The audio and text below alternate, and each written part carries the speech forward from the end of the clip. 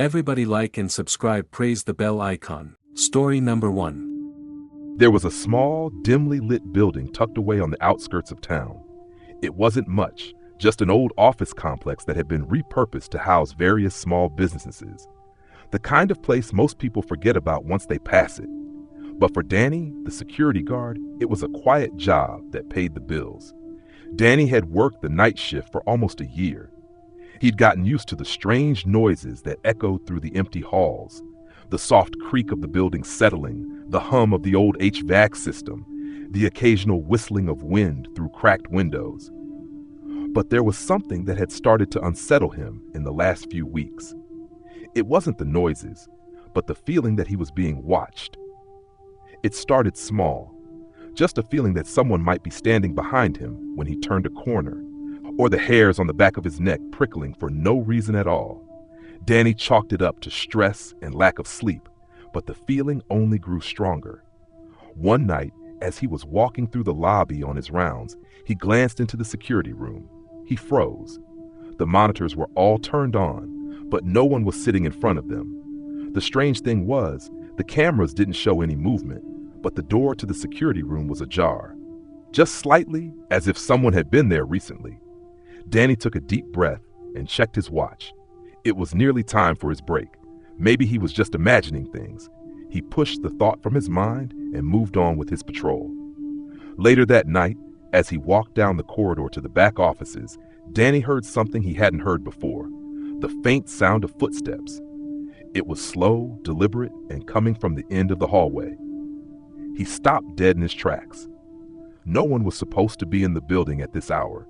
He took a cautious step forward and called out, "Hello? Is someone there?" No answer.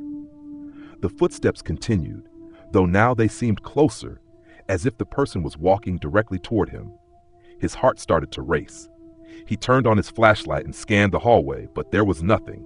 No person, no figure, just the empty corridor stretching out before him. He felt the hairs on his neck stand up again. Danny rushed to the security room to check the cameras. His hands were shaking as he clicked through the monitors. Everything seemed normal at first.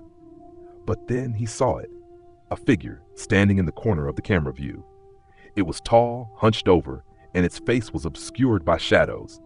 It wasn't moving, just standing there, watching. The room felt colder all of a sudden, the air thick with dread. Danny's breath quickened as he rewound the footage. He watched in disbelief as the figure appeared and disappeared, flickering in and out of view like some kind of glitch. He couldn't make out its features, but there was no mistaking the sense of malevolence it gave off. He slammed his fist against the desk in frustration, but as he did, the lights flickered. A low growl vibrated through the walls, followed by the unmistakable sound of footsteps coming from behind him. Danny spun around, his flashlight cutting through the darkness. No one was there. But the growl, it was louder now, and it was coming from the hallway. In a panic, he grabbed his keys and rushed out the back exit, locking it behind him. As he stood in the parking lot, gasping for air, he saw something he would never forget. Standing at the window of the security room, staring right at him, was the figure, its face now visible. It was a pale, gaunt man with hollow eyes and a twisted smile. Danny ran to his car, and as he sped away, he could still see the figure watching him from the window, its grin widening with every passing second. He never returned to that building again.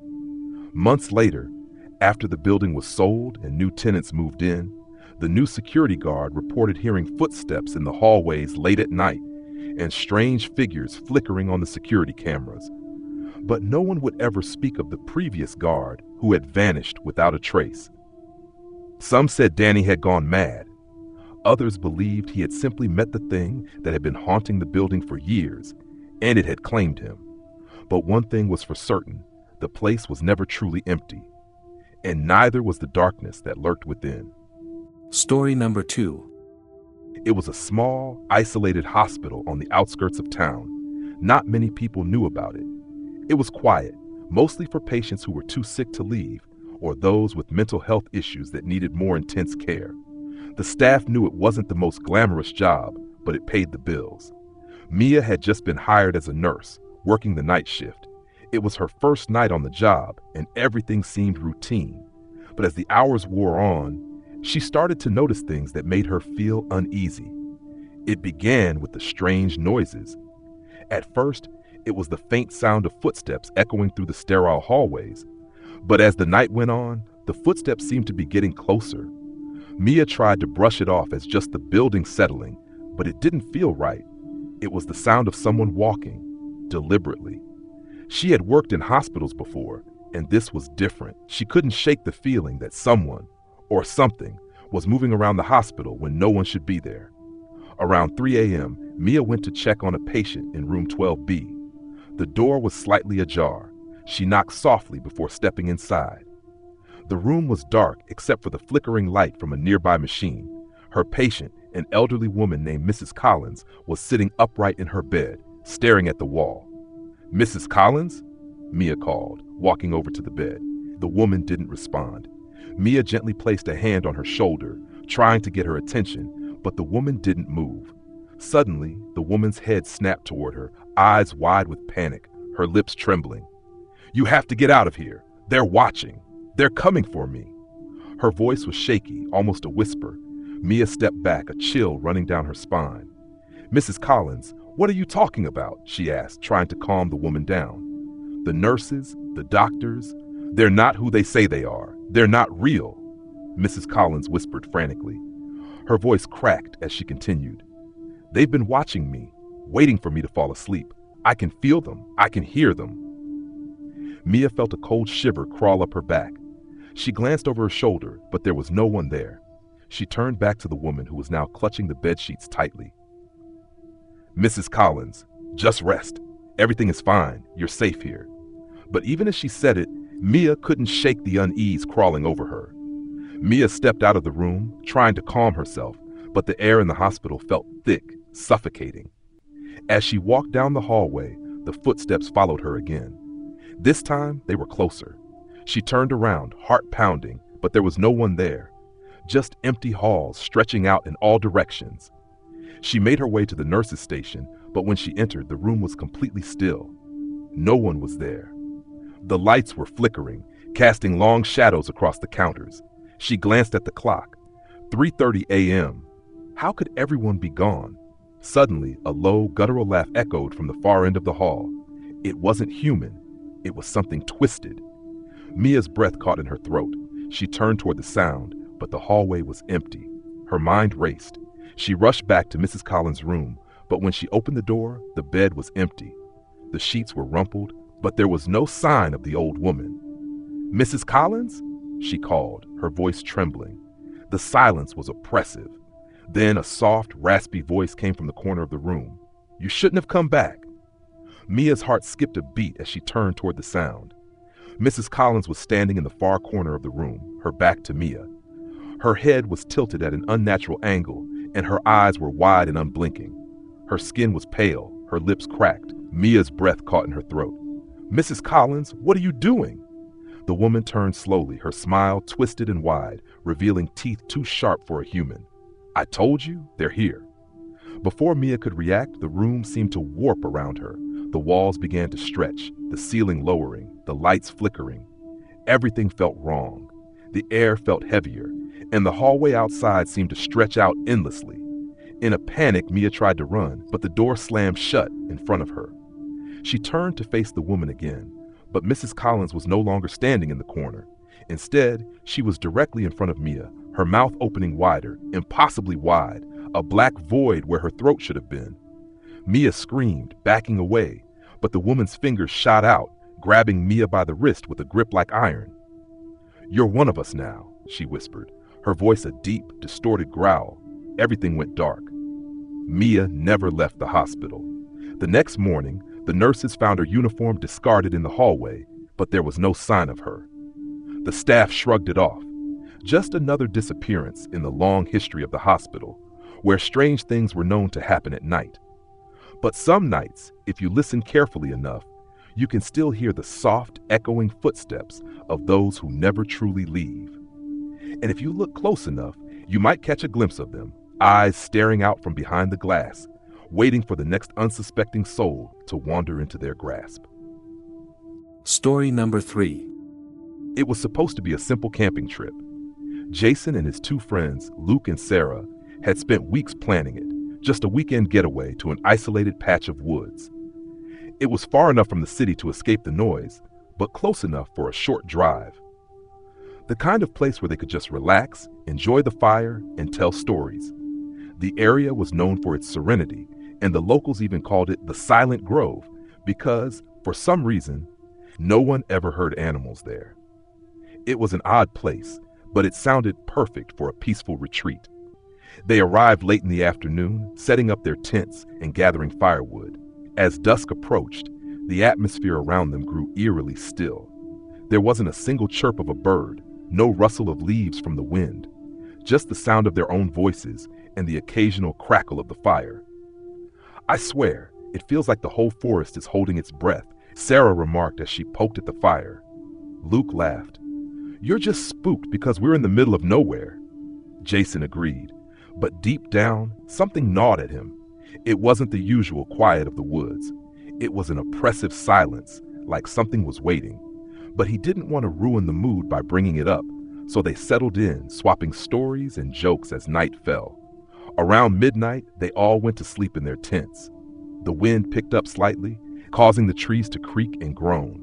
But Jason couldn't shake the feeling that something was wrong.